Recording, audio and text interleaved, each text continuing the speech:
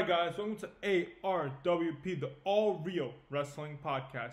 I am your host, Eric Novak of the Wrestling Republic, and today we have a special guest. He is Rev Pro's undisputed British heavyweight champion, the Warrior Wrestling champion, the leader of the United Empire, last year's New Japan Cup winner, and the Commonwealth Kingpin, Will Ospreay. Yeah, did a good job.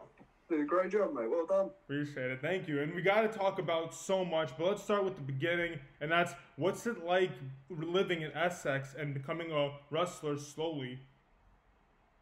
I mean, man, I can't really tell you that much because, I enjoyed my childhood. I had a wonderful upbringing. The school system, I happily say the school system really did let me down. And it's just as you grow up and I found out things about me that, I really wish I knew when I was in school.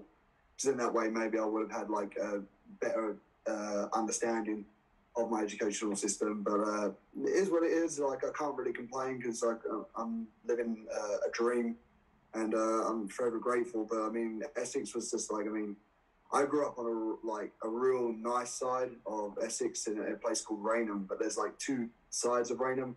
There's a nice side of Raynham and there's a naughty side of Raynham. I grew up on the nice side of Raynham, but every now and again I would have to cross the lights to go to that school. And I've had my fair share of rocks. I've had some scars put on my body because of I was a little shit. And I can't really complain about anything because it's all led me here right now. But it was all great, and I've got my mum and dad to thank for so much of their passion and their hard work, and they're just incredible people. They put for my 14th birthday, I had a wrestling ring put in my back garden, and we started up my own backyard wrestling company, and we were shunned by most British professional companies. I'll use that, but who thought that we were terrible for the business, who thought we were untrained, and then to an extent they were right. And I do look back and now thinking about it, I probably would have been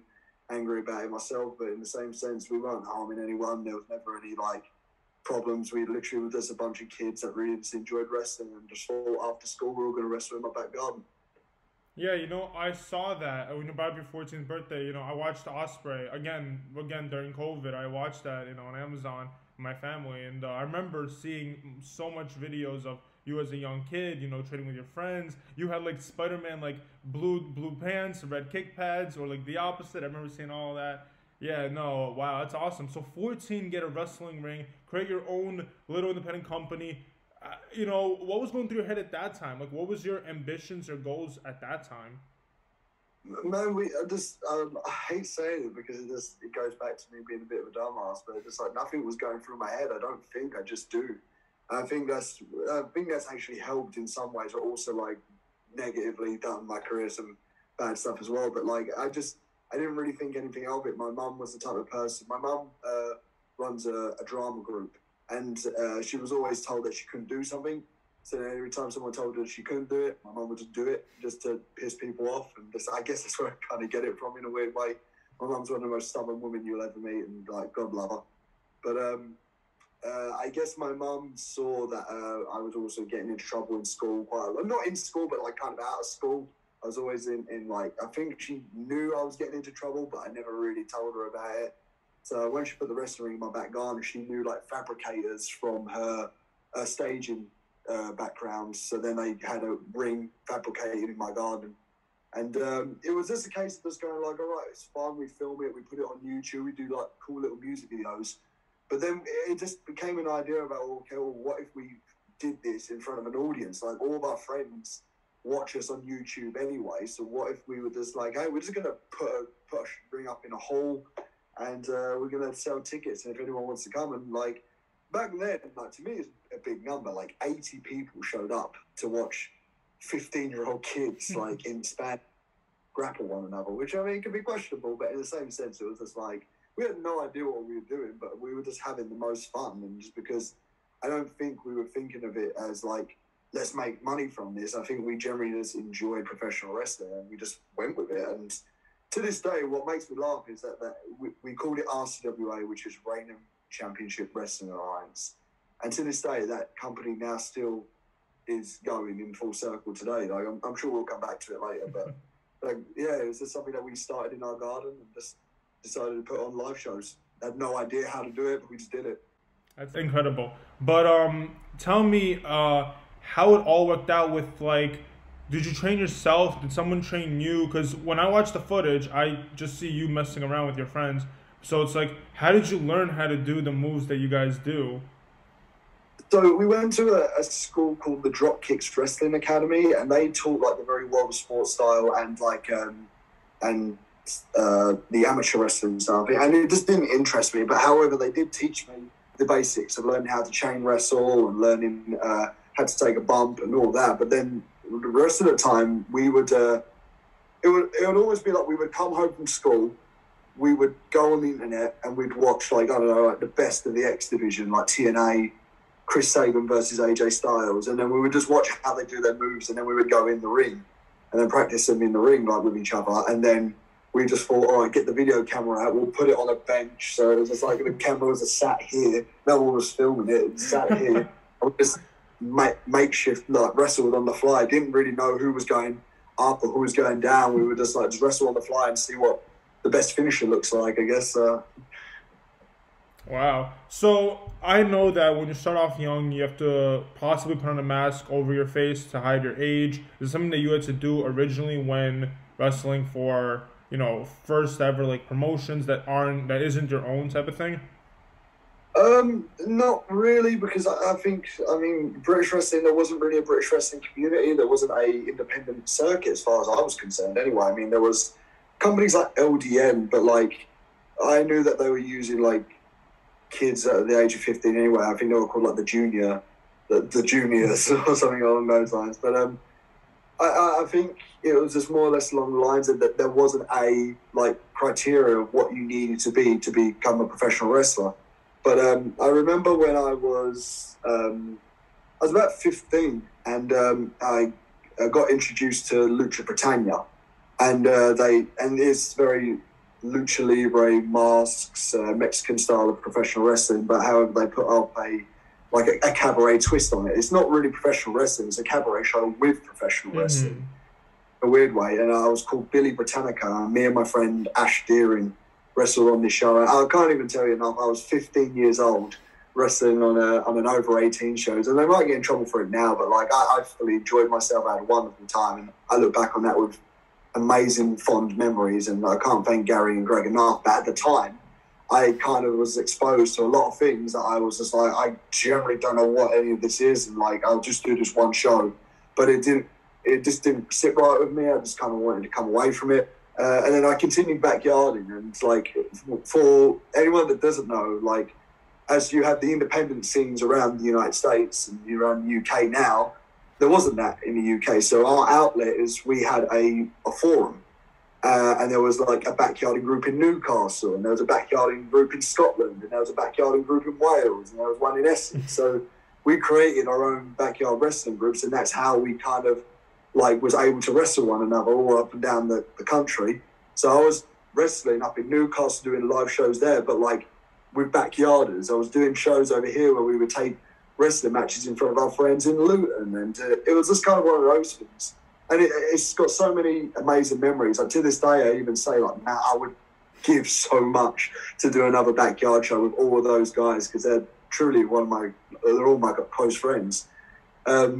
But then it became, when I was 18, I was slowly coming out of it, and like I knew I liked wrestling, but like I just didn't think it was a possibility in Britain. I didn't really see any main British stars. I mean, you'd see like William Regal on your screen, and and then obviously there was guys like Puck, who was off in Dragon Gate, and like I didn't know how you network those things. So then I messaged Gary and Greg to want to come back to Lucha Britannia. But instead of just like being chucked straight back into the shows again, they made me go to their training school, which was the London School of Lucha Libre. And I wasn't allowed on the shows until I completed 9 months worth of training. And I loved it so much because it was very unorthodox. Like, I think when you hear about like wrestling training schools, I'm thinking you probably think a bunch of squats, a bunch of push-ups, let's test your endurance, let's test this. And their methodology was shy kids don't get sweets. And I think that's just, I think it really, like when you go into a new play, you're nervous, you're scared, and you go in like your shell, you don't really want to talk to people.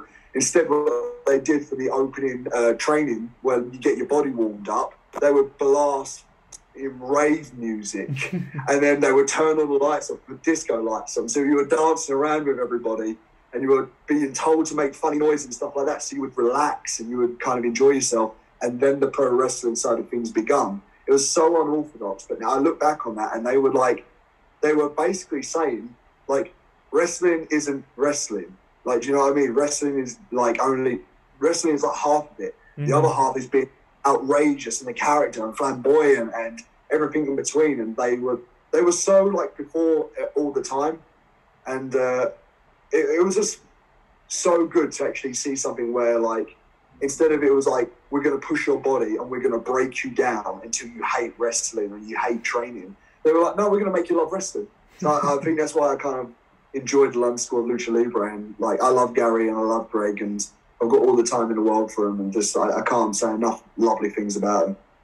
That's awesome. So talk to me about your first ever real approach in like wrestling, as outside of, you know, that Lucha company. Talk to me about like when you first actually were like, wow, I made a solid $10 from doing this. Like, you know, like when was the first real like, oh, I finally am doing pro wrestling and it's not in my backyard? So believe it or not, it's actually 2 months. Yeah, about a month and a bit until my 10-year anniversary of my first match, which is mad. But like, so alongside the Lucha Britannia company, I was given, so it's like, there was 4 major characters. There was Santeria, mm-hmm. who was the witch doctor, who was able to like hypnotize wrestlers and stuff like that. Once again, it's a carny. It was like a cabaret. There was Metallico, who was half man, half machine. So if you threw some water on him, he would malfunction and stuff like that. So, you know what I mean? You laugh. That's awesome. That's so cool. Different. And then there was Leon Britannico, who was Paul Robinson, who's one of my closest friends to this day, who was the British Lion, who was like the #1 baby face. Like, he's like, oh, I do everything for England. And then I came in as Dark Britannico, so I was his evil twin brother that was left so like for years and years ago, because me and Paul moved in such similar ways that we're like, we've got to like put them opposite one another. And so then the first time we ever debuted, this is the mad thing, so this is how I actually discovered independent wrestling, is we were doing like a charity show. And I walked into this building. I can remember it. I was looking around. I was like, there's a load of seats in here, like for about like 80 people. It's going to put a show up. Like, do you know what I mean? And then they grouped everyone together, all the wrestlers all together. So where I first met Mark Andrews, where I first met like quite a few of the guys now. And then he goes, "All right, guys. Well, you know, it's a charity event. All the money today is going to charity. So there's going to be about 1,000 people today." And I was like, "Beg your pardon? What?" So like my mum and my nan's all coming there, all thinking, "Oh, it's just going to be like 80 people." And my mum's going around going, "Fucking hell, all these!" Like, so then I had my first match there, and the thing that I took away from it is because my trainer Greg Burridge was in the match with me, so I've always wanted to get his approval. That was always my thing. Like, I think everyone should want to get their trainer's approval, and we walked away. It was so many different promotions. So there was NGW, there was a Progress match, there was a this match, and we were representing Lucha Britannia. And obviously, no one was it was 4 random bloody masked characters that showed up. One's a witch doctor, one's half man, half she. So everyone's going, "What the fuck is this?" And everyone came away from that match going, 4 lads from Essex just completely stole this show. And Lucha Britannia got a spotlight on it that no one's ever seen before.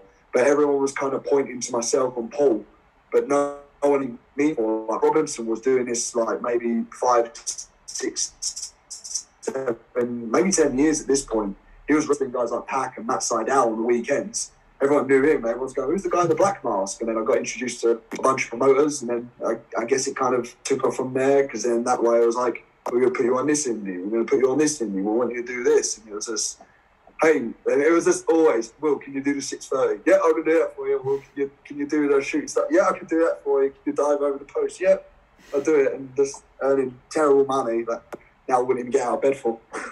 So That's so bad. So when did you finally take off the mask and start, wrestling as yourself?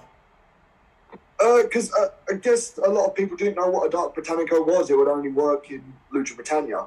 So then Greg said, you need to come up with your own character. And like, I said, well, like, can I beat this me? And he was like, well, what's your name? Oh, well, it's Billy Ospreay. And he was just like, you can't be called Billy. It's just a stupid name. And I was just like, oh, shit, that's my name, though. And he goes like, but like your real name is William, isn't it? I went, yeah, but like I don't want to be called William. That just makes it sound like a posh name straight away. He went, but Osprey is a bird. So now, like, you're Will Ospreay. And I was just like, okay, cool. But like, and I would just do random indies, right? Just like popping up and down. And like, I would get a reaction from the crowd because obviously I was a nimble, skinny kid that could do all these like tricks. I think everyone just felt sorry for me, to be honest with you. Like, I was just getting beaten up half the time. But I'll always remember Greg telling me this, and it was like coming towards my my singles run at Progress, because this time myself and Paul Robertson became a tag team with the Swords of Essex, and we were just like the cool, young, plucky, high flyers, and just we'd just do everything to be cheered. It was coming towards my singles run, and Greg said, you need something that's completely non-wrestling related so people can invest into you. And at the time, the hottest thing going were like the video game Assassin's Creed. And there was a character called Ezio, and he moved so, I can even imagine the way he would move. Like, so I said, oh, I'll just get one of the coats. Like, surely it can't be that hard to, and you just look on eBay and they're like 50 quid for a coat. So I was like, sweet, let's wear this to the ring, and I'm the aerial assassin. And Greg loved it. So he was just like, yeah, just be that from now on. Like, and I think that's just how it came about. I think it perfectly summed up what I was. I was the aerial assassin. I was going to strike from the sky. I think it was summed me up very well, and then it gave me a whole aura. And the one thing I got told from Greg, and I still teach this now to my students when people want me to teach them, he said, you've got about 15 seconds the moment you walk out from that curtain for people to actually be invested in you. Because now there's nothing worse than someone coming out the curtain and then they do this. But do you know what I mean? So it's just like, we're a very short-minded fan community, so that's the worst thing you could see. And I guess when I would come out with an Assassin's Creed hood on, I think a lot of people were like, oh, geez, what the hell is that? So I guess that's kind of how it like started taking off from there. Yeah, that's kind of how I saw you the first time. Like, people were just like, yo, look at this wrestler. He does all these awesome high top moves, and he's an assassin from Assassin's Creed. I'm like, no way. And as you can tell, when my camera guy, he's not a wrestling fan, not a big one, but the first thing he says is, oh, I saw your Assassin's Creed stuff. So it's like, that was very much for the first, no one's ever done that before, and if they have, never made enough of an impact the way you've done that. And we got so much to talk about with just what you said with tagging with Paul and being the Swords of Essex, and talking about Assassin's Creed. One thing also that also blew my mind, and I feel like that basically sums up your like aerial assassin part of the side, because now you're the Commonwealth Kingpin, you've overpassed that, was when you were doing the promo for Melbourne with Robbie, how you were jumping off like the monuments in the park and stuff like that. Do you remember that one? When you New Japan done that. Yeah, they just like they could have been done so much better, I must say, because looking back on it looks very childish in ways, but just like I knew what they were aiming for, but like I mean it is what it is, but like that was done like about like 6 or 7 years into my career. No, yeah, so, that was way down the line already. That was like after Best of Super Junior, after you won Best of Super Junior. Yeah. 2019, yeah. So let's talk about the Swords of Essex. Let's talk about you tagging with Paul Robinson, because like I said, it's a close friend of yours. How's that like from being a solo competitor to being a tag team partner? I mean, because we would work each other on the Lucha Britannia shows all the time. And then when the Indies came about, like me and Paul would travel together like all the time, because he would live literally like 30 minutes down the road from me. And Paul used to come round to my house when the wrestling ring was up, and he used to teach us. Like Paul's looked after me since day one. Like he literally, like I say it all the time, he babysat me. He made sure like no one ever picked on me, or no one ever took liberties with me, and he told me I had to stand up for myself. I've got so many funny stories I could tell of Paul, and like I'd happily tell one maybe towards the end of this, but he honestly he taught me like so many things that like I would like help, because obviously I was into the indie style of wrestling, the PWG style of wrestling, but he taught me like the logistics of it and why I would do it in certain ways. And he was just such a good friend to me, and every time I've needed him, he's always been there for me. Like there'll be, I'm telling a story now, but there was one incident in and this actually it's not gonna sound bad, but like it's Paul. It's one of those things where like the promoter tried to not pay us, but he had guys like Alberto Del Rio on the show, Drew McIntyre on the show, like David Boy Smith on the show, and all that, and he wasn't going to pay the English boys that built the promotion up anyway. And Paul like found out that we weren't getting paid, and he grabbed me and grabbed the promoter and stuck us in a room together. Like during intermission, we're literally just about to go out. We've already wrestled once anyway. It was like an afternoon show and an evening show. He said, "You're going to give me the money, and if you don't, I'm going to throw your belts in the River Thames." And it was just like, and he found out how much every guy was getting paid, and like at the time he was telling me this money, and I had never heard of it before. I was like wrestling for 50 quid. There's guys on there getting paid like $5,000, and I was just like, well, why can't we get paid? So, and he taught me how to like actually put my foot down and stand up for myself. And then, to be honest, I was kind of the guy going, look, well, like maybe we shouldn't throw the belts in the River Thames, Paul. I'm just going to throw that out there. But like, he stuck by his gun, and like he always looked after the boys. And like, you could ask anyone from especially that era, like all the guys that we kind of like, because Paul's like 5'5" or something along those lines, right? But he's one of the most intimidating guys because he's just a real person. He's like in this world of like fiction and fakeness. Like Paul is just a real bloke, and this like he's always looked after me, and that's why like to this day he needs me. I'm there for him no matter what. He's my brother, and I love him to death. Wow, it's really sweet, and that's it's always the smaller ones that have the bigger bite. It's always like that. Always like that. Has that rubbed off on you though? After all the experiences with him, have you become more also yeah, like more holding your style now? Because look, you're the best wrestler in the planet right now in wrestling, in my opinion. So it's like to be that. Listen, you may not be saying that. I'm saying it, but like to say that. I'm sure promoters come to you all the time, and I feel like you have thick skin now to know your worth at this point. I know my worth, but I also know when to like. I don't need to take certain things anymore, and if I don't want to do something, I just don't want to do it. But like, there hasn't ever been a situation where I've had to hold a promoter up against the wall by his collar or like threaten to cut his cat. There's been times where like someone has threatened to like not pay me, so I would go because I used to work as a mastic man. Like I used to work on building sites and stuff like that.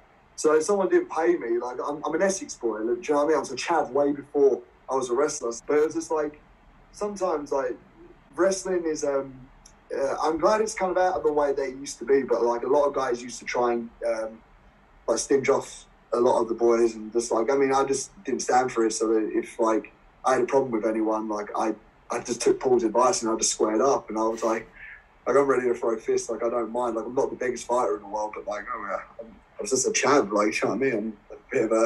I can be a bit of an arsehole sometimes, and I can even admit that. But like, I'm only an arsehole if you're an arsehole back to me. Like, do you know what I mean? I show everyone respect. Every single person that has ever come into my life, I've always shown respect.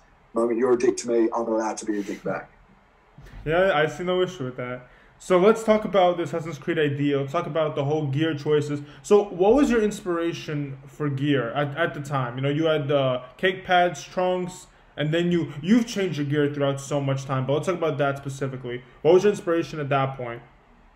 I just think that like because I was such a skinny kid, like I wanted to hide as much as my body as possible. But I always had a problem with people who wore t-shirts on wrestling shows because I think you're kind of meant to be a professional wrestler. You're meant to show off your physique. And at the time, I didn't have a physique. I had like skinny boy abs, and if we're going to be like real bad, I wasn't in anywhere near good shape. And I wish somebody pulled me to one side and was like, "Hey, get in shape." And like there were times where I would get in shape and then I would just get lazy and lackadaisical, and I just wouldn't hit the gym because I was tired. I was working 3 jobs. My dad had some health conditions. Like I was working 3 jobs, and I was like doing my best to try and keep my family afloat at that time. But like, I did the best that I could, and I feel like the style that I did have did cover up for my lack of physique. However, now looking back on it, I do wish someone would have told me about it. But I looked at how the Assassin's Creed guys dressed, and they had big like pants on. They had like the sachet on the side and stuff like that, and like. So I kind of wanted to look as much as the character as physically possible, but like the trunks idea was just because Paul used to wear trunks, so I thought I would wear trunks as well. And then once we split up, I was like, okay, well, like I'm just gonna go through that Assassin's Creed look, like the whole tights. But I always like being bright colours. I think bright colours get people's attention. I think dark colours don't really. That's my problem now. Is everyone wears black. Everybody wears black these days. So I do my very best to avoid wearing black unless I'm wearing this beautiful black Versace dressing gown. But that's another story. But yeah, that's kind of it. I just wanted to look like the character, so I just did that. Yeah, no, you know, the character itself, I love the entrance you did too. I think it was for it was an independent show, but you actually had like people to become the actual enemies. Yeah, and that was insane. Was that your idea? Was that just like, hey, I want to do that? And was that your match against Marty? I think Marty, right? No, it was Mark Andrews. Yeah, it was in Circus Tavern. I know which one you're on about because Ubisoft messaged me about this, and they were like thrilled. They were over the moon that I did it. They thought it was so cool. And then I was on holiday. It's going to sound stupid now saying, but like I was on holiday at Centre Parks. You wouldn't have no idea, but everyone in England is going to be like, "Oh, we're holidays at Centre Parks." I like Centre Parks; it's a big forest. And I had ITV Ninja Warrior call me up, and they said they saw the video, they loved the video. Can you come down and do Ninja Warrior in the Assassin's Creed outfit? I'm like, no, sorry, I'm on holiday. Oh my god! Like I was such a little shit, and I was just like, that could have made me so much more money down the line. But I was like, no, we'll have a holiday, leave me alone. No, but that I promise you, and you said yourself, you know, that got so much attention. Was that your idea? Was that all like, hey, I have this vision? When did that come up? How did you think of that idea and like orchestrate all of it like that? Like perfect, because that takes time to get people to reenact stuff like that. How did all that come together?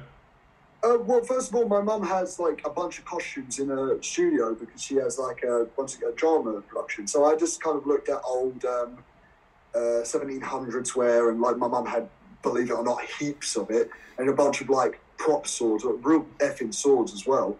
And then obviously it's very easy to get an Assassin's Creed cosplay outfit online. But I think at this time, I want to say it's about 2014, 2013, the popular thing was an entrance. Like, do you remember when like Devitt came out of the coffin at Wrestle Kingdom and his coverage, which to this day I think is like dog, but I think it's cool. But I think everyone was trying to do like an elaborate cool entrance to like basically explain who they were or what character they were going to portray. Maybe it was just a few of us, but like I like that side of it because it's like it's not just wrestling. I now have this whole thing where I don't want it to be just wrestling. I try and tell people don't just be a wrestler because being just a wrestler is boring. Like try and be something more than a wrestler. And I generally on this day I was like, I'm in my hometown in Essex.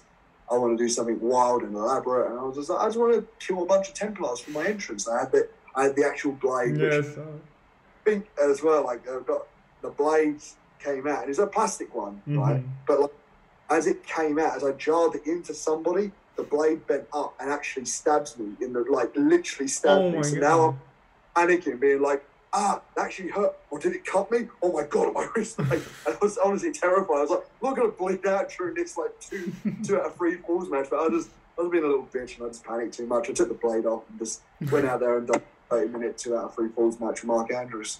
Well, yeah, I'm sure you had a lot of, stress going into the match. Like, this has to be done perfect. This is the first time I'm doing something like this. So it's understandable to be like, oh shit, did I just come in something for the match? Am I gonna be able to wrestle, this and that? It's awesome.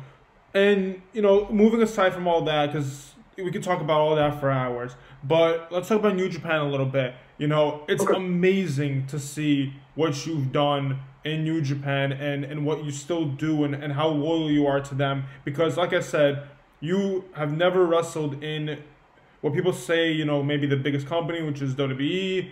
AEW, whatever. You made a name in New Japan and you stuck by it, and everyone knows who you are. There's probably no wrestling fan that doesn't know who you are. I doubt it. Trust me. So tell me, what do you love about New Japan so very much that keeps you grounded to it? I love the. It's hard because my first ever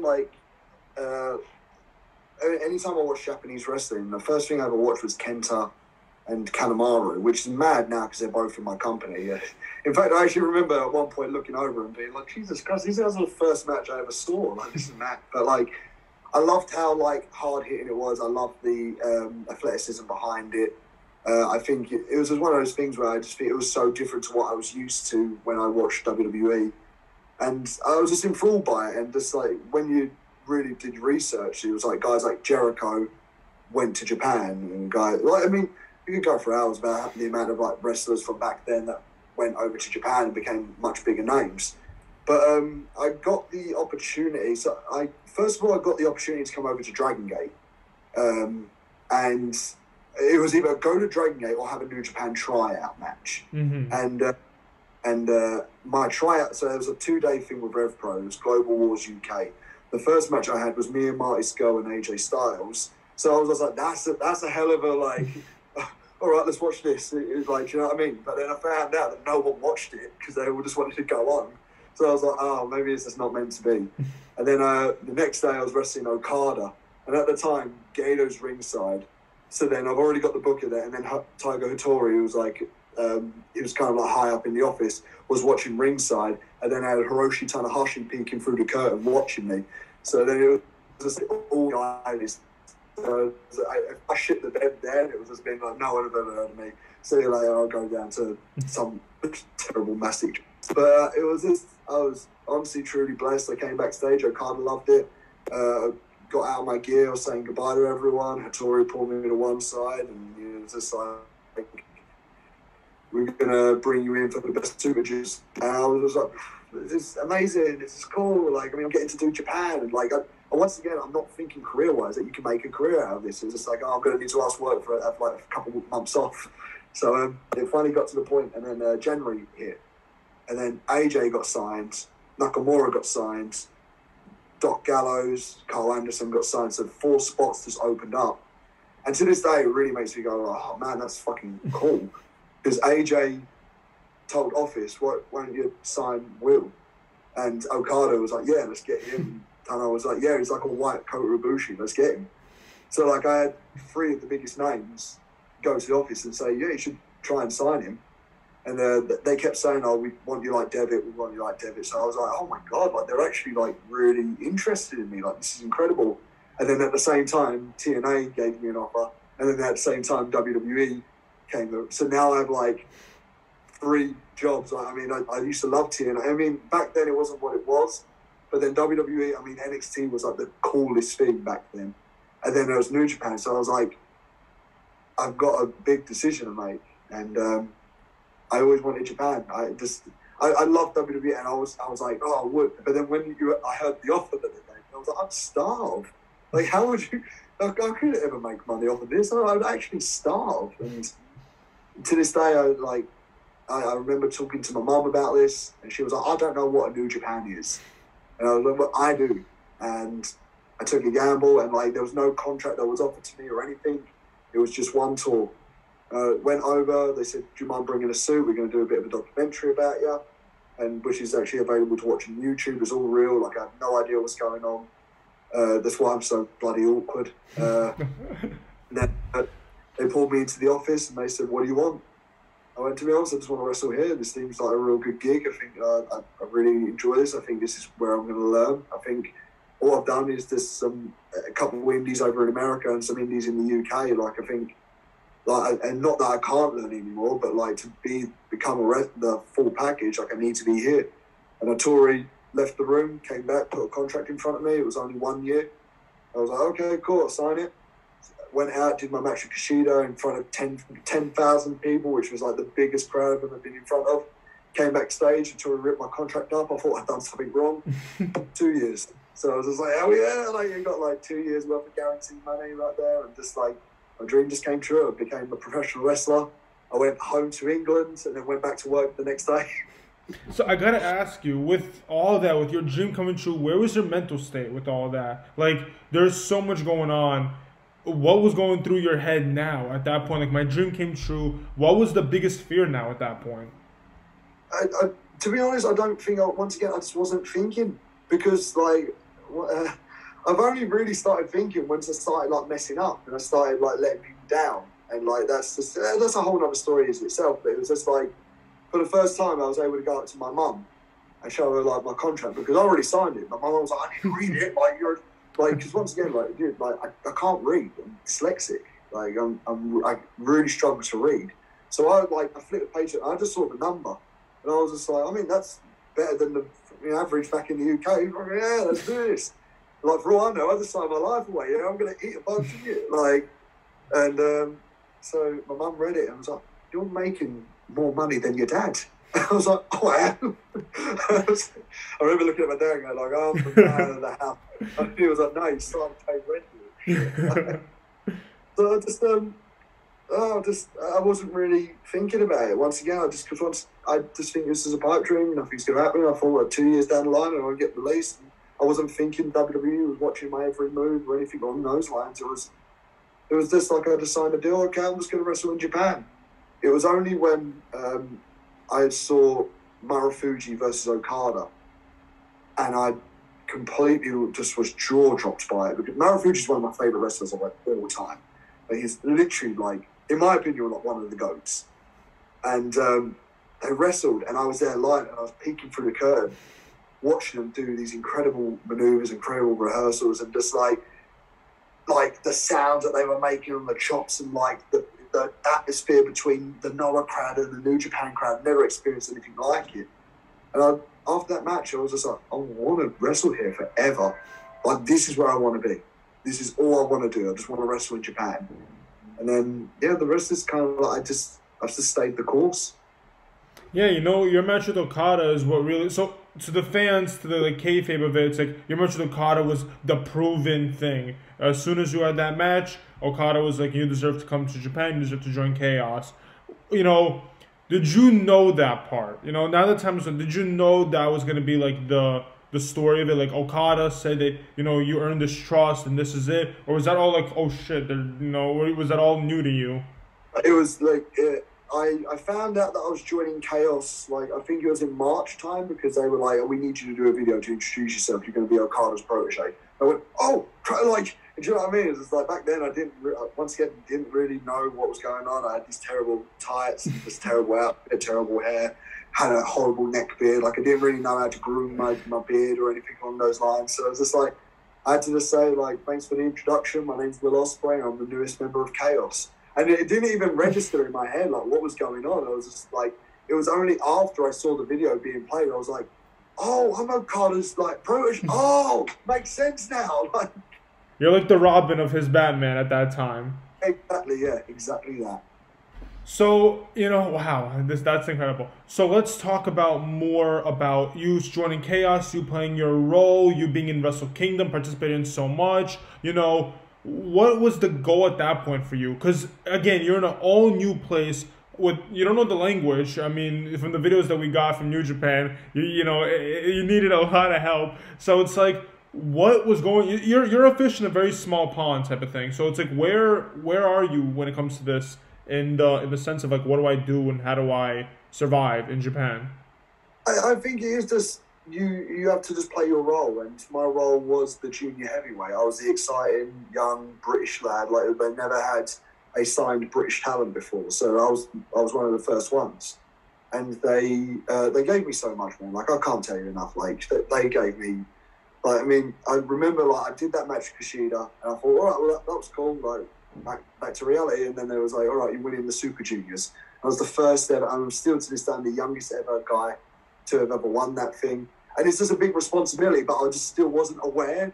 Like, it was only, like, when I won the thing and the confetti went up, and I kind of looked up, and I was like, I've seen this on TV so many times, but it's not clicking yet. It's still not, like, setting into my skull.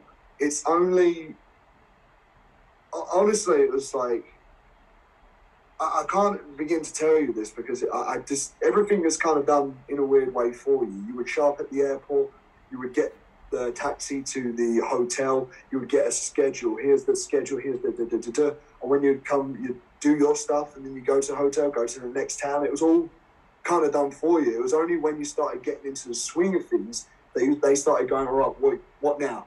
What now? And then you've got to go, okay, this. And then they'd either say they'd hate it or they'd love it. And like it always drives me back to that time with Shibata. And like I wanted to do all these crazy things. And like Shibata to me was like this strong style, like I'm going to beat your dad up mentality. And I'm just the flippy kid. I got to do a flip. He was like, no. I was like, no, you're doing shit. I was like, oh my God, this guy's going to beat me up. And then it was just like, it was from there I actually learned the art of professional wrestling. It kind of now sat into my head like, oh, this is how it works. And this is, oh, so now I can do this over here. And now I can like, and that's when I started seeing it as kind of like a business model now. And now it's all kind of clicking into my head. Wow, yeah, Shibata, you know, I remember watching that match for you versus Shibata. That was absolutely incredible. And, you know, the reason why I immediately, you know, fell in love with your characters, one of the things that you had that blew my mind was your gear, that Chaos gear. I mean, I know you can never forget it. You wrestled Rey Mysterio in that gear. It was like the purple, gold, black. That was that's possibly my favorite gear of all time that I've ever seen any wrestler uphold. What's your favorite gear that you've had throughout your entire? Man, it might be the new stuff now. I mean, like the lion heads, like I can't really stop looking at it. It's right behind me, to be honest. Is that a new gear or is that the same gear you've been rocking? The Wrestle Kingdom stuff. Wrestle Kingdom. It's just gorgeous, like, because now I'm like mad into fabrics, so mad into like kind of Versace fashion and like how it all pints together. But like it's one of those things where like I did enjoy that gear, and it was just kind of like I try and base my colours off of Okada, who was wearing black, purple, gold, and red. So I, like once again, it goes back to that whole little brother, big brother thing. I always wanted to be like Okada, but like I'm the junior Okada. That's kind of the story I wanted to play. And that Rey Mysterio match, that's like to this day, like I remember like looking as soon as he gets in the ring, and I was like, okay, what am I doing here? Like, I literally was like, Jesus Christ, this is insane. Like it's literally Rey Mysterio. Like I can't go over this because that's when British wrestling was starting to boom. And I think once again, I didn't really understand where I was with New Japan. Like I knew it was the second biggest company, but I didn't really understand my position. I just felt like I was flying the flag for my country, and it was just like because like Drew McIntyre was going off and doing things in WWE, and like there's British Strong Style, and like we had guys, and we were so proud of our guys because we made our own scene. Like no one else made it for us. We made our own scene, and we wanted to bring eyes back to our scene. And it's just now I look back, I'm just like, God damn, like we had guys everywhere, like literally everywhere. We were like the cream of the crop. So now it's just like, now it's like putting my mind and focus towards New Japan. I'm not just the British flag bearer anymore. Now I'm one of the junior heavyweights that they are like dependent on to do these big money matches.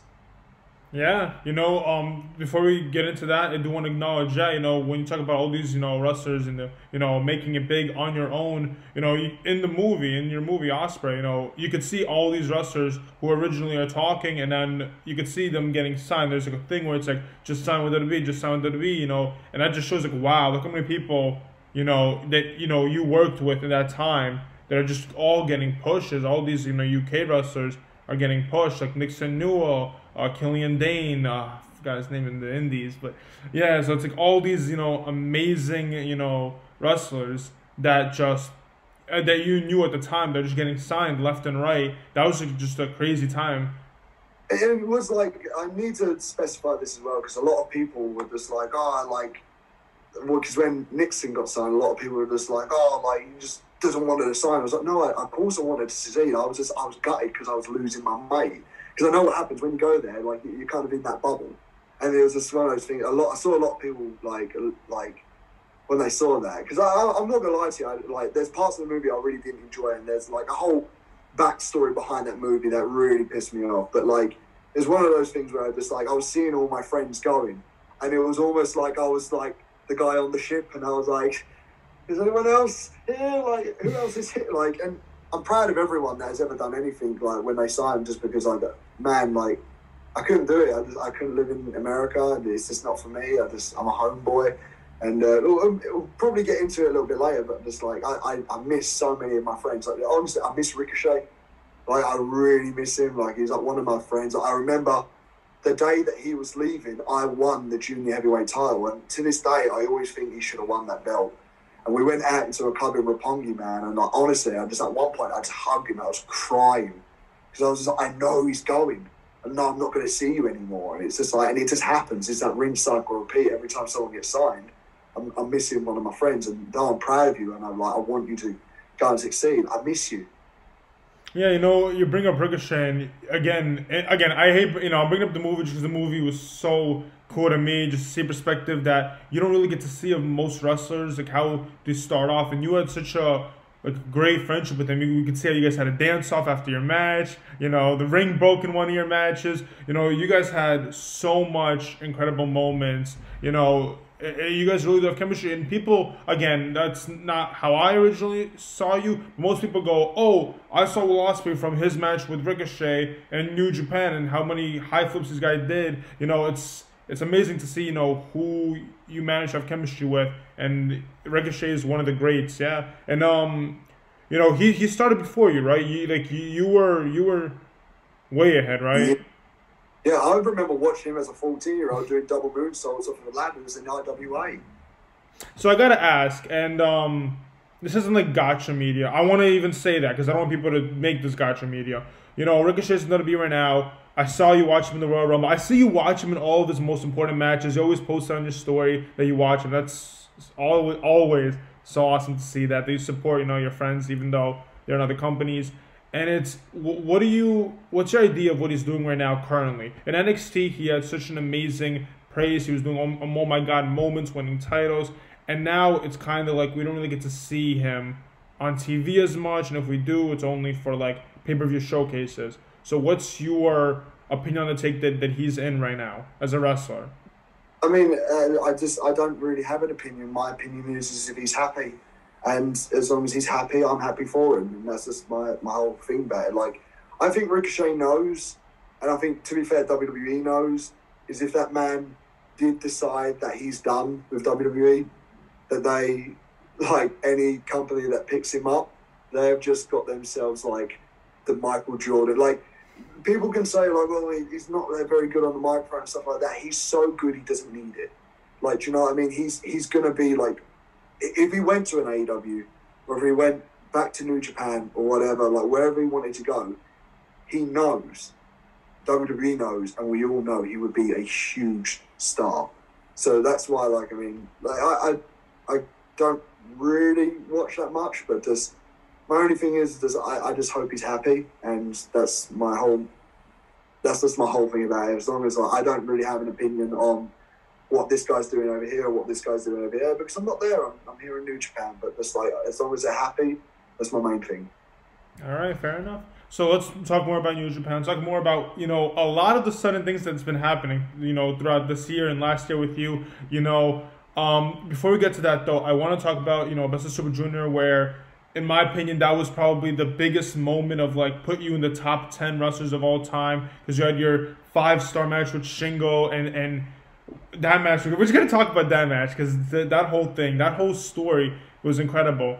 But the main thing for me is just because, you know, you are one of my favorite wrestlers, and I would love to know, because we don't know this unless, you know, you share. It's you said that you had a pretty terrible year that year. It was that awful year, and that the fans really made you appreciate, you know, getting in that ring and doing that. What was going on with you, if you want to share that? Do you know what it was? It's just I can't forgive myself for like stuff that I've done like years and years ago, and it's just like I try so hard to like rectify so many things I've done wrong, and it's mainly because of my social media, and sometimes I'm just an idiot, and it's like I can't. So, like, this is where my ADHD will come in, and it's not an excuse at all, but, like, I'm so impulsive when I think of stuff, and, like, I don't really think about the people that I'm hurting or along those lines, and I've never done anything out of maliciousness, but, I have messed up, and I can put my hands up to things, and I've messed up. And in that year, like I was just all over the place emotionally. I didn't know where I wanted to be. I don't really want to go into that part of it, but it was just I was just an emotional wreck. I'll be honest with you, dude. Like I was like, I think Kenny and the Bucks and all those guys leaving, and Kenny pulled me to one side and was just like, he pulled me and Jay to one side and he said like, this company is going to lean on you guys, and you guys need to be the guys now. You guys need to step up. And that put a weight on my shoulders because once again, I was just the flippy junior heavyweight. I was just happy to be in the junior division. And then they started putting me in with the heavyweights. And then they started putting me over here. And I was such a wreck backstage. Office would be giving me like 15-minute matches. And I would go 25 because I was miserable as Billy Ospreay. The only time I was happy was when I was Will Ospreay. And I was performing to the crowd and I was being a character because I was able to mask what I was going through. And I was like, the worst thing is I was going through a horrible spell of depression and I didn't know about it. And I only found out towards the end of 2019 that I had ADHD. And it was just one of those things where I looked back on everything and I was going, I could have done this better if I'd have known that. I could have done this better if I'd have known that. And honestly, it breaks my heart as a human being because I really do try hard to be like my whole thing is, I think if you do honestly ask a bunch of wrestlers, people will go, he's an idiot, but he's generous. He's one of, like, I'll look after everybody. Like, I try my best because, like, I can't believe the success and the stuff that I have. Like, I look around, I'm in Japan. Like, I can't believe it. And, like, I do my best to look after everyone and try and, like, help people out. Like, yeah, I can be a dick, but only if you're a dick to me first. But it's just, I think I sometimes haven't taken into consideration other people's feelings and emotions and stuff like that, and I've screwed up and I don't know how to fix it. And every time, like, I would put my hands up, it's not good enough, and I would beat myself up because of it. So in a weird way, I was torturing myself in the ring. I was punishing myself by doing these stupid bumps because I thought that's the only way I'm punishing myself in a weird way. But, like, I enjoyed it because I enjoyed being Will Ospreay. I didn't enjoy being Billy. So that's kind of where it came from. And I was making decisions that I didn't really want to do, but I just did it for the good of myself. Like, moving to Japan was one of them. Like, I mean, like, moving to Japan, it was like such an amazing thing to learn that, to say, like, I'm moving to Japan, please support me. It was amazing to hear that response back, and there's a tear in my eye as I talk about it because it came from such a dark, horrible place. And I've never really been able to get over that. I'm still struggling with that. And, like, as time goes on, you can see, like, it's so weird. Like, I don't know how to blend. I don't know who Billy is or Will Ospreay is anymore. And I struggle so hard trying to separate them. Now I've kind of got it under control. But, like, in 2020, even throughout a lot of 2021, like, I was not in a good mindset. And I was, like, breaking down behind the scenes, and a lot of people may not have known, but I think a lot of people could tell. Yeah, that whole speech, because I was watching that live. I stayed up till like 6 a.m. just for that to end. I was watching it live, because I'm Eastern time out here, and I never miss New Japan whenever I don't have work or school, and Like, just because you obviously mentioned the Shingo match, and it's just like, for me, it's the best match I've ever done in my entire life, and that was the perfect guy to be in the ring with because he forced me to be Big Match Billy. He forced me to be like, I don't care about your problems, you're gonna have a fucking sick match. And, like, he pushed me to be on limits that I didn't even realise that I could even go through. And, like, we both were coming in for each other so good. And, like, to this day, like, I look back on that and, like, I'm proud of that performance. I'm so happy about it, and just, like, I think that was the start of, okay, we've got something here.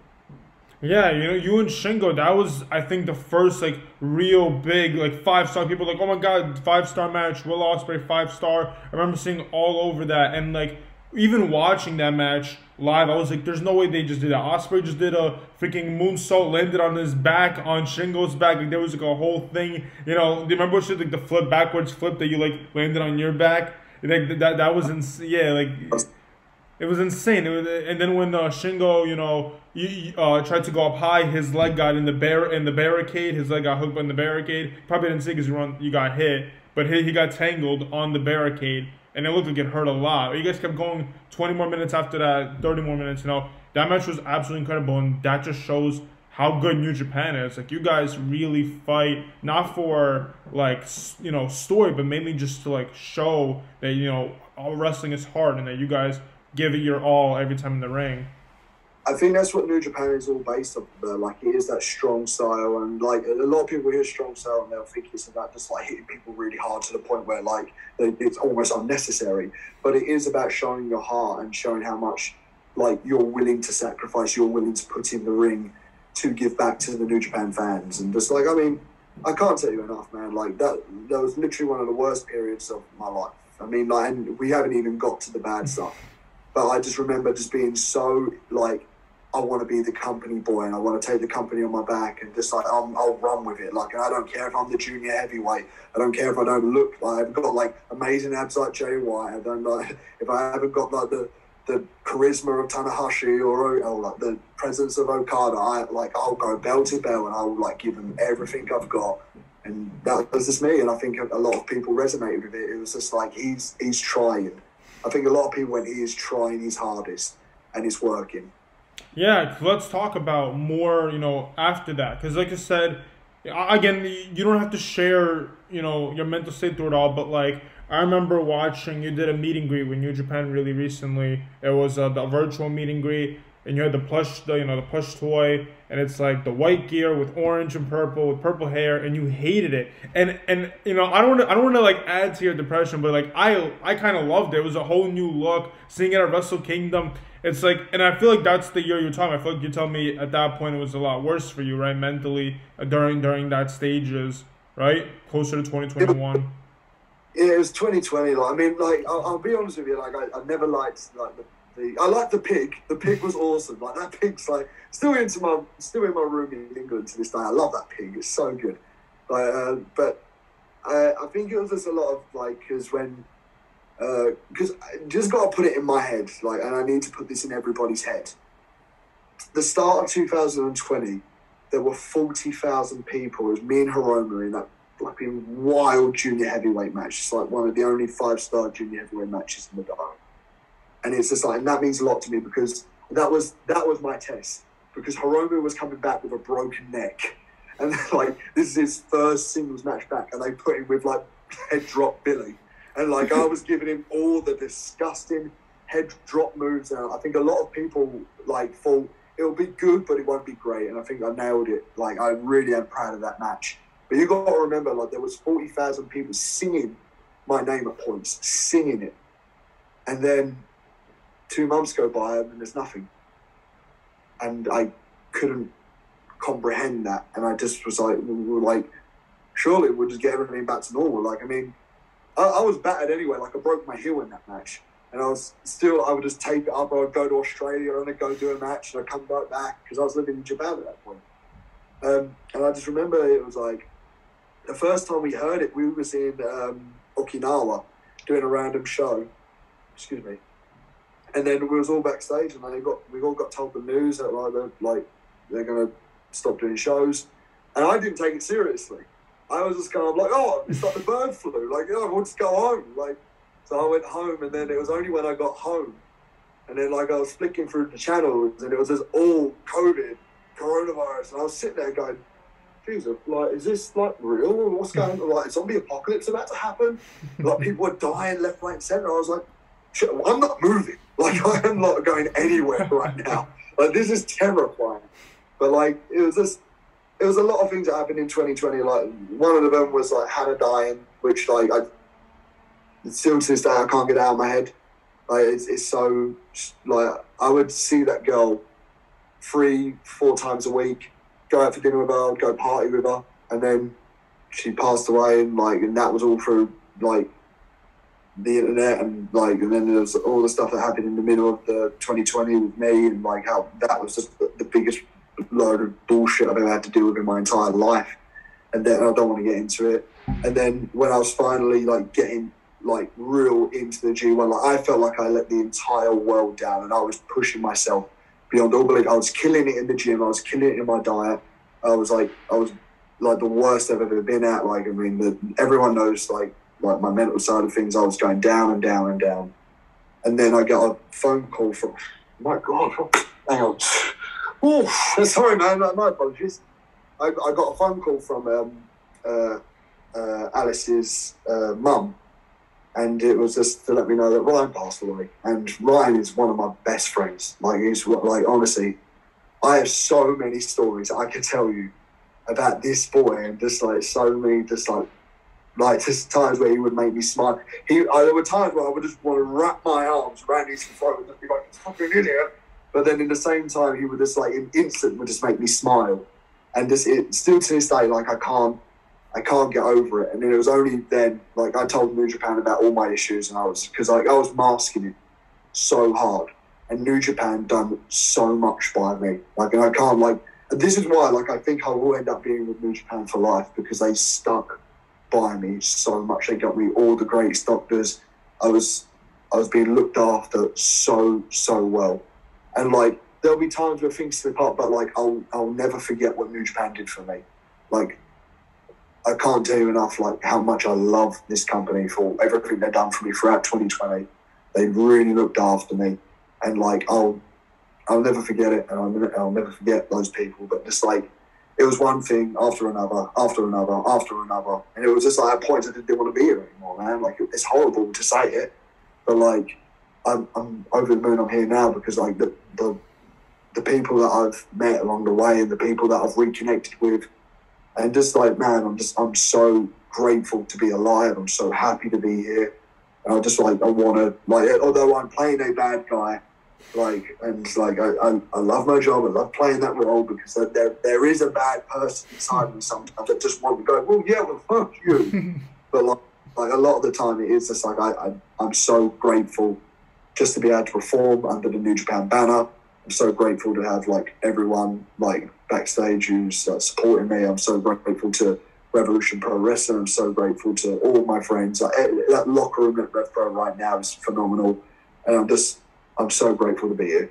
Yeah, we'll get to Rev Pro. We'll get to all the most recent stuff they've been doing. I just want to get into time. I'm sorry, you did so much, man. No, sorry about that, man. I really can't. Like, it's probably because you're in the box as well. I'm in the box, and I've been here for like fucking 5 days now.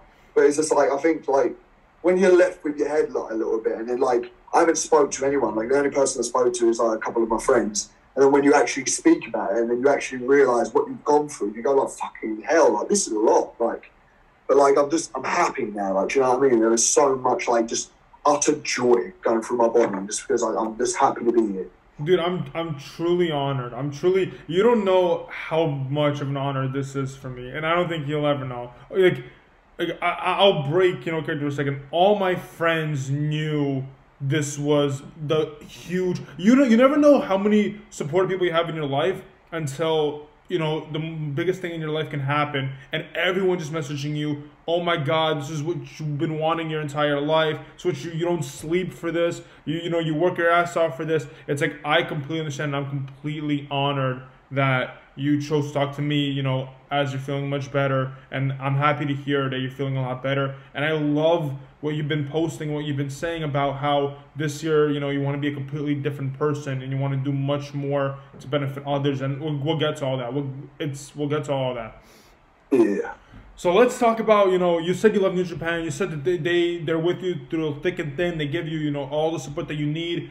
What's the biggest thing that they can give you other than giving you your own group, your own faction? What says that you've made it as a performer to have your own faction and be the leader of that faction? So let's talk about that.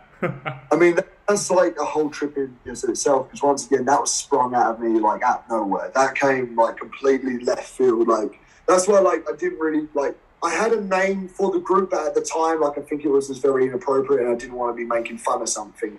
And, like, I didn't want it to look like I was making fun out of something. So like, we went with the Empire, and then there was a copyright infringement on something, so we couldn't have that. So I was trying to be like, oh, can we take the I out and put a Y in? or so then and we'll make it into this, and then they're like apparently Marvel have got something called Empire with a Y, and I was like, well, we can't use that either. Oh. And then so like this is why I don't like saying I'm the leader of the group at all. I hate saying that. I would like to say that we are a unit, and like whoever's got the ball, we just go behind them. And if I was going to say anyone is the leader of the group, it's the Great Khan, because like he came up with the United Empire. It was his idea. So like I fully like it. I think it's cool. It reminds me of a lot of like a football firm. So like I like stuff like that because it comes from obviously like I get a lot of like, football from my dad and my uncle, and like I quite like the fact that it's just like it's so many guys from different nations representing their culture, and I think that I like that about it. So it's just so there isn't a leader, but if there is someone going for the like if someone's got the ball, we're all going to go behind them.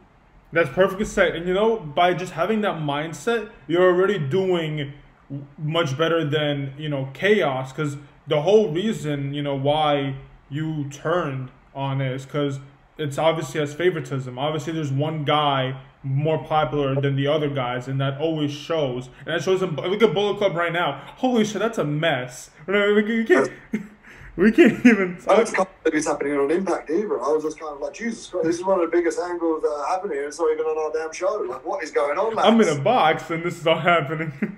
I'm in a box. Like, this is all happening. I'm just like, lads, you do that. I'm going to focus on the New Japan Cup, winning that bad boy, getting my belt back. Yeah, so like it's an amazing mindset they have. There is no leader. We're all one, and having Great Khan be the leader since he's the one who created it, you know, that's such an amazing mindset. Just to feel like no one is special. It's anyone gets their moment. Whoever gets their moment, that's, you know, that's the guy right now for the group type of thing. That's the guy that's supporting the group, and that's wonderfully said, and that's legit. A very high praise as a guy who, you know, was part of a group and but wanted better for himself, wanted much better for himself as a performer, as a wrestler, and created his own group with the most popular and absolute phenomenal talents that you can get. And we'll talk about that as well. But let's talk about G1. Let's talk about what was going through your head when they told you, hey, listen, good guy, fans love you, fans share your name. Your theme is the most catchy theme in the world. Everyone sings it. We're changing all of that.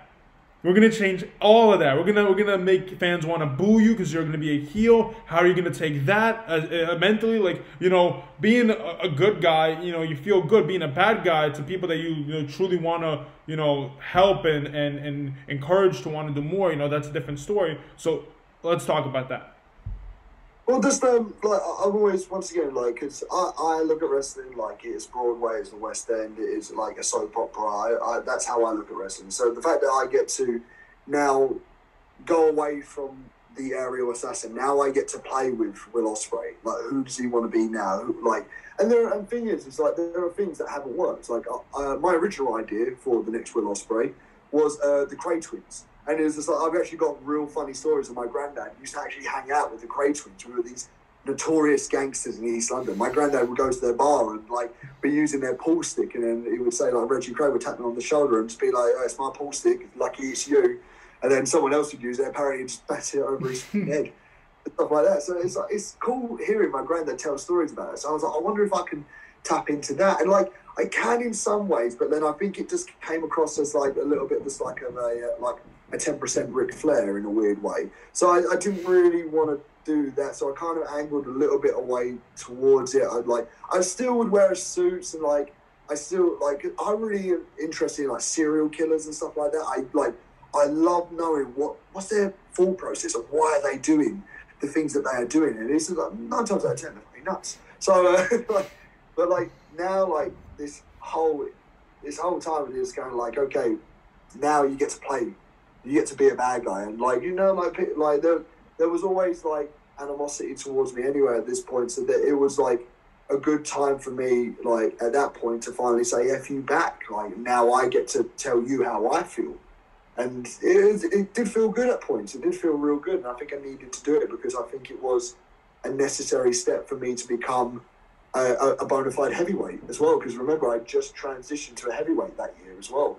So now this is the time for me to show people that I am a serious heavyweight competitor. Like I'm like going against the great one, Okada, like big match Kaz. So for me, this was the ultimate test, and I think there were points where like I didn't meet the mark, but I think once I got in the ring, I think everyone knew what I was about.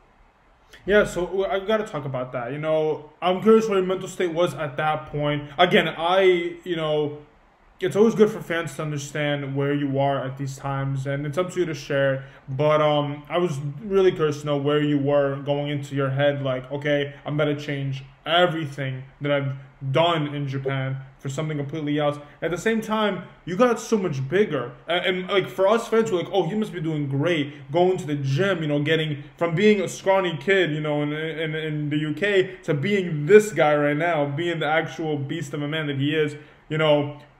What was going through your head at that time? I mean, listen, man, you next to Brian Cage looked phenomenal. So you trust me, you look a lot better. It was just because, like, once again, we was in lockdown, and I was the smartest person in the world at that point because, like, I thought, like, if they're shutting down shows, they're going to shut down, like, restaurants, they're going to shut down gyms and pubs and stuff like that. And I said I already had a few weights, but before lockdown officially started, I got a cable crossover, I got a squat rack, I got dumbbells, I had it all in my garage. And every day, like, sometimes even twice a day, I was in there. I had my boy Yestin Reese, thank you very much, made me a diet plan. And I was just eating and working out every single day. And honestly, I was just a lump. I was just a big lump of a fucking man. So then it was just like, I couldn't do any of the high, I mean, I could, but it hurt. It was hurting me to do the high flying stuff. So like, for me to become a heavyweight, I needed a change. And like, there was no better time to do the change than like, it was almost like the G1 for me was a final hurrah of the aerial assassin. It was just, all right, I'm done. See you later. Like, so I did put a lot of work into being the aerial assassin, and now like being the Commonwealth Kingpin is just like, for me, that is just like I am the centerpiece of New Japan. I am the center bolt. I am the backbone of what's going to make this thing like tick over for 10 years and 15 years time. It's all going to be about Will Ospreay. That's kind of where like the character comes from. It's just like, it's obviously like the notorious gangster mentality, but it is also just like the Kingpin is the centerpiece of everything, and just like for me, I'm the centerpiece of New Japan Pro Wrestling. Like obviously in the character's mind, like so. Other than that, yeah, it was just kind of like I needed to make those shifts, and like when you're on the road, you have no idea about this, but like when you're on the road, it's so hard to stick to a diet, especially for me. I'm a fussy eater, man. Like I only just started eating sushi last year, for God's sake. But like 2 years ago, in fact, I keep the dates confusing me too much. This pandemic has screwed me up. You and me both. Generally, like I'm enjoying being on a diet routine. Like now, I'm not because I'm in a flipping box, but just like I once I lock into something, like I can really lock into it, and that's kind of where like it's kind of just it's drilled into me now because like I now know like this is my bread, this is where I make my money. Like I am very passionate about this place, but like I need to put in the work, and I've got a lot of compliments from everyone say that are like, well done for like actually putting in the work and changing your body, because for years I was the skinny kid, I was the dweeb, and now I'm a lump. So let's talk about the United Empire some more. Let's talk about the members that you got. Like Great-O-Khan was obviously the first guy that was with us, and like I said, closing the door for the aerial assassin, I think it was the perfect way to do it. Beating Okada in the G1 was probably the perfect way to close that, you know, part of the legacy of the aerial assassin, and to introduce the Commonwealth Kingpin. So you got Great-O-Khan, Aaron Henare came along. I believe Aussie Open was the next group, and then Jeff Cobb, Aussie Open, yeah. TJP, yeah. But it was O-Khan first, then Jeff Cobb, then Aaron Henare, then Aussie Open, then TJP. Such an amazing arsenal of talent. You know, let's just shortly it's talk. An absolute unit, isn't it? Like I'm not even gonna lie, like that is an absolute unit of a team. It's just like Great-O-Khan done his excursion over in England, and like every time I was in England, I always looked after him. I always asked how he was, and just like anytime he needed anything from me, I would always like, once again, it's the generosity side coming out of me. And I said, like, if you ever want to like hook up, we get over to Japan, make something big. Jeff Cobb, like he was doing hardly anything in New Japan, and it was just kind of a little like he was just there. And I knew like, and Jeff knew as well. Jeff knew that he could be a lot more, and like thankfully, like Jeff came along on board. And then obviously the pandemic kind of slowed everything down because like the Aussie Open boys were always someone that I wanted to bring in. Like, I always wanted those guys in New Japan with me, and they should be here now. It's literally just the visa situation. Once that's done, we've got them. TJP, in my opinion, is literally one of the greatest junior heavyweights. He's one of the most underrated juniors like going, and like for the amount of time that he's been doing it, I mean, you can't have a more experienced, well-rounded guys in junior heavyweight going than TJP. And just for me, the one that came out of like thin air was Aaron Henare. And just the thing is, when I was with Chaos, me and Aaron would go out not drinking, but like we'd go out for food with one another. Like I would look after him, and he could probably tell you about some situations that happened in Osaka that like cannot ever see the light of day because you get in a lot of trouble for it. But it's just like not bad trouble, like, oh, Will, don't do that. But it's just, Aaron's already had my back. And then when he was frustrated and he had enough and he wanted to change things up, he comes over to me, and now he's finally allowed to express himself other than being just like the typical New Zealand, I think it's Maui, I think that's, I think that's it, right? Like, he wanted to show, like, the rage that he had, like, that kind of youth that he used to be. And motherfucker's a badass. The guy's, like, he's one of the toughest guys I actually know. Like, he's one of the best, like, Muay Thai guys in kickboxing wise. He's just a tough boy. So it's just like, as a unit, it is a effing unit and a half. It's just like, there isn't like a weak link. It's just like, yeah, we still got some like things to shake off for sure. But just as a unit, the moment all of us are together, like the world is ours. Is there any, so I don't want to spoil, but is there any idea of where and when you guys want to do that, and how would you, so if you had to plan your own thing, how would you want to do it? Would you want to have all of you in one match? Would you want to have this, how would you bring this together if you could? I don't want to give it away. Okay. Because honestly, like, I've got it in the brain. If I put it out there to everyone, then it might not come true. But if I keep it close to the chest, then the surprise is there. All right, fair enough.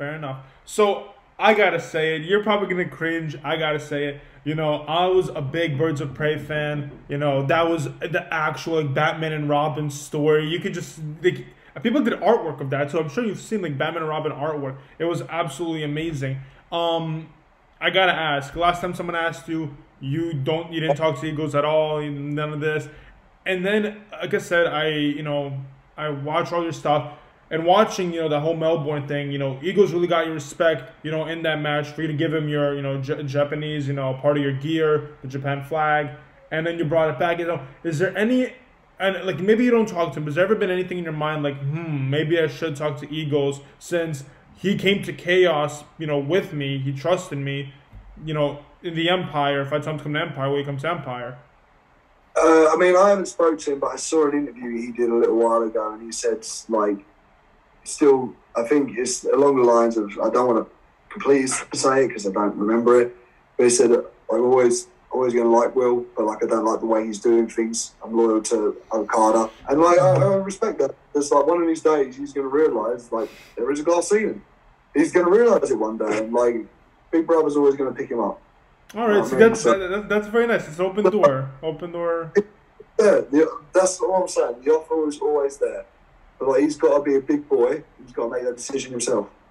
All right, so let's talk about a future member. So I just want to give you, applications that I think would be absolutely insane. Adam Brooks is one guy that you had amazing classics with, and I feel like having him part of that team would be insane. Another guy is Jonah. When I interviewed Jeff, he said he's like, Jonah's a guy I think can take it all. So it's like just reformed TMDK. Like, if he can get, I just saw him. He's got Shane now. If he can get Mikey, me and the Aussie boys, we're gonna have something to say to Jonah and TMDK. I'm sure we're gonna have some problems. But Brooksy's my boy, man. Brooksy, he's a funny guy. My mum loves Brooksy. My mum loves him. He loves a Yorkshire pudding, that word. But just like Brooksy, I think the best thing for him right now is like once the borders are lifted, is him to go down the American circuit, and then like I think if he does want to dip his toes into New Japan, I do think he should like express interest in coming here because he's very talented, and I think he could learn a lot and become more of a well-rounded performer by Yeah. coming here. Yeah, and like I said, your match with him were insane. You had multiple, you had three, and then I think you had like a fatal four-way, fatal five-way he was a part of with Sammy and Swerve. You know, it's amazing to see, you know, how many people can, you know, fit in this group. And again, it doesn't work for everybody. It just works on who you have chemistry with. Like who I personally see you wrestle is like, man, this guy has the same energy, same ambition. You know, Adam Brooks had a lot of that, and you know, hopefully the borders open up and we do see more of him because phenomenal talent. But let's talk about, you know, you winning the IWGP Heavyweight title. That's not even like, that should be its own like topic. Like, tell me what you felt at that moment, because that's everything you worked your ass for and back. Man, it was just at that point as well. It was just one of those things where I wish I could hear the crowd. I really, because obviously we're in that cut crowd phase, like, but I can't tell you enough. There was a moment where I saw an opening and he drove my knee into his head as hard as I could, and just I saw an opening. I saw the back of his head. I drove my elbow for it, and then the crowd started making noise, and I could hear it murmuring, and it was always just like it was giving me like a rush. Like, you know what I mean? I felt like I've got all this power in my body. And everything was just getting towards me. And the moment I hooked his arms and hooked him up here, people were going, "No, wow, I can hear him." And they're not meant to make noise, but they're making noise. And the moment I hit that bloody Stormbreaker, 1, 2, 3, that whole place, like, it was about 4,000. There was more people for Will Ospreay versus Kota Ibushi than Kota Ibushi versus Sonata in the G1 final, which obviously that hits me right here, because that's a real feather in my cap. I love that. And it's one of those things where they all made so much noise. And then they realised, I'm not allowed to make noise. And it's just, to me, it felt as close as it was to that Wrestle Kingdom back in 2020 where they were singing my name. Oh, my battery's on like 10%. My battery. You want me to wait for you to put a charger or something, or? Yeah, 2 seconds. I'm just, no problem. Lucky me. But I haven't done much walking around this place. I won't even lie to you. Oh my God. Well, I can't say it enough how thankful I am that you were really open to do this and that you pushed for it and contacted the office. I really can't say that more. It's not a problem at all, mate. No idea. There we go. Right, let's go. All right, so let's talk more. You know, you talked about how the fans chanted they weren't supposed to. You know, that meant so much. And I remember watching that. You know, I remember being in my house on my computer, again, 3 or 4 in the morning. That was a whole thing. I was just watching. I was like, no freaking. I remember, if you even scroll through like our Instagram, if you keep conversations, you probably see I mentioned a story at that exact day, at like that exact time after you won it. And like, it's insane. It's insane because I felt that I'm an Ospreay fan. The amount of people who always tell me like, oh, you know, Ospreay isn't gonna get it. You know, he's always so close to this. I'm like, no, trust me, he's gonna get this one. And I'm always the Ospreay rooter. I'm always rooting for you at every, you know, big match you have, no matter who it is, when it is. Let me see. Can you hear me? I appreciate it. Yeah. Yeah. I can. But I appreciate it. Thank you very much, man. It's nice to have some people believe in you.